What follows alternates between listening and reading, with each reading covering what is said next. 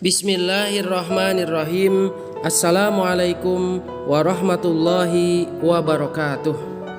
Semoga keselamatan dan rahmat Allah untuk kita sekalian. Semoga juga kalian yang berada di rumah tetap dalam keadaan sehat walafiat, tetap dalam keadaan semangat mengikuti pembelajaran dari jarak jauh. Anak-anak Bapak sekalian yang Pak Sofyan banggakan, pada kesempatan kali ini insya Allah materi yang akan kita pelajari adalah kisah keteladanan Nabi Daud alaihi salam. Pada materi ini beberapa hal yang harus kalian faham, yang harus kalian tahu. Pertama adalah tentang Nabi Daud. Kedua tentang peristiwa Talut dan Jalut. Kemudian yang ketiga mukjizat Nabi Daud. Yang keempat adalah keteladanan Nabi Daud alaihi salam. Dengan mengucapkan Bismillahirrahmanirrahim, Pak Sofyan ucapkan selamat menyimak.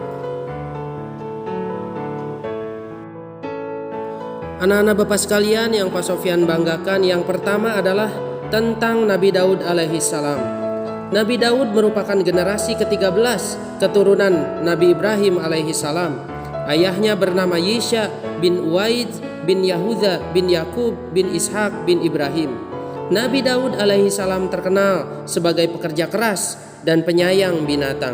Ia terbiasa menggembalakan kambing.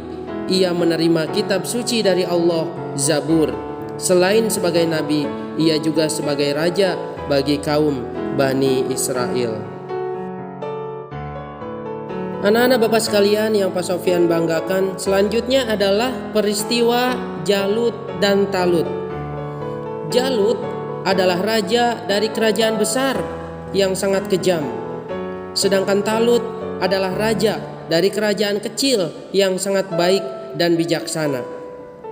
Karena terlalu banyak kekejaman yang dilakukan oleh Raja Jalut terhadap kaum Bani Israel, maka Raja Talut bermaksud memerangi Raja Jalut yang kejam.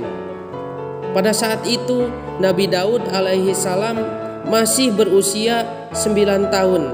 Kemudian ikut berperang bersama Raja Talut melawan Raja Jalut yang kejam. Saat berperang, Nabi Daud alaihi salam membawa sebuah tongkat, beberapa batu kerikil dan sebuah ketapel sebagai peralatan perangnya. Atas keyakinannya kepada Allah dan keberaniannya, akhirnya Nabi Daud alaihi salam tanpa disangka dapat mengalahkan dan membunuh Raja Jalut yang kejam. Atas keberhasilannya itu, akhirnya Raja Talut mengangkat Nabi Daud alaihi salam sebagai penasehat kerajaan dan panglima militer. Setelah bertambah dewasa, Nabi Daud alaihissalam dinikahkan dengan putri Raja Talut yang bernama Mikyal. Karena pengaruh Nabi Daud alaihissalam, kerajaan tumbuh menjadi kerajaan yang berkembang, maju dan disegani. Nabi Daud alaihissalam akhirnya menjadi sosok yang lebih dihormati dan disayang oleh masyarakat Bani Israel, melebihi kepada rajanya sendiri. Hal inilah yang memicu lahirnya kedengkian di hati Raja Talut, sampai akhirnya Raja Talut berniat menyingkirkan Nabi Daud alaihi salam. Kemudian untuk alasan keamanan, akhirnya Nabi Daud alaihi salam pergi meninggalkan kerajaan dan Bani Israel. Kepergian Nabi Daud alaihi salam memicu kebencian rakyat Bani Israel kepada Raja Talut.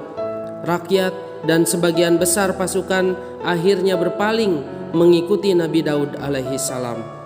Raja Talut dan pasukan yang masih setia kepadanya kemudian mengejar dan memerangi Nabi Daud alaihi salam dan para pengikutnya. Dalam pengejaran, Raja Talut dan pasukannya kelelahan dan akhirnya mereka tertidur. Saat mereka tertidur pulas, Nabi Daud alaihi salam mendatangi mereka, kemudian menggunting salah satu sudut baju yang dipakai oleh Raja Talut. Keesokan harinya, seorang utusan Nabi Daud alaihissalam datang menemui Raja Talut dan berkata, "Tuan, ini potongan baju Tuan." Nabi Daud alaihissalam memotongnya saat Tuan tertidur pulas. Jika mau, Nabi Daud alaihissalam bisa saja membunuh Tuan, tapi hal itu tidak dilakukannya agar Tuan bertaubat kepada Allah dan membersihkan hati dari sifat dengki. Raja Talut tidak menghiraukan pesan Nabi Daud alaihissalam di atas.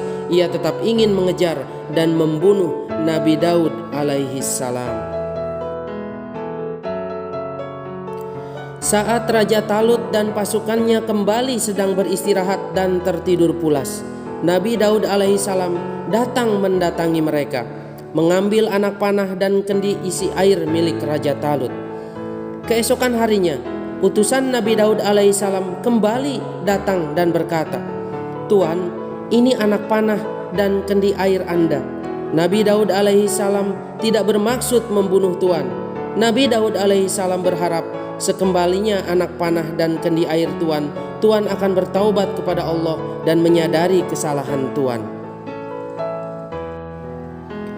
Sifat mulia yang ditunjukkan Nabi Daud alaihissalam dalam dua peristiwa di atas sangat berkesan di lubuk hati Raja Talut. Akhirnya Raja Talut bertaubat kepada Allah dan meminta maaf kepada Nabi Daud alaihissalam. Raja Talut akhirnya melepaskan mahkotanya. Nabi Daud kemudian diangkat menjadi raja oleh rakyat Bani Israel. Anak-anak Bapak sekalian yang Pak Sofyan banggakan, selanjutnya adalah tentang mukjizat Nabi Daud alaihissalam. Yang pertama, memiliki suara yang sangat merdu. Yang kedua, dapat melunakkan besi dengan tangannya. Yang ketiga, memiliki pengetahuan dan kepandaian memutus perkara dengan bijaksana. Selanjutnya adalah tentang keteladanan Nabi Daud alaihissalam. Sifat yang harus kita contoh dari Nabi Daud alaihissalam. Yang pertama, Nabi Daud alaihissalam memiliki sifat ikhlas dalam berbuat hanya karena Allah.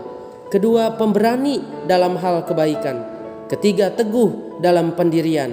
Yang keempat, tidak mudah marah. Yang kelima, Nabi Daud alaihissalam adalah seorang pemimpin yang adil dan bijaksana. Anak-anak Bapak sekalian yang Pak Sofyan banggakan, itulah yang bisa Pak Sofyan sampaikan pada materi kisah keteladanan Nabi Daud alaihissalam. Semoga bermanfaat untuk kita semua. Walhamdulillahirabbil alamin. Subhanaka Allahumma wa bihamdika asyhadu an la ilaha illa anta astaghfiruka wa atubu ilaik. Wassalamualaikum warahmatullahi wabarakatuh.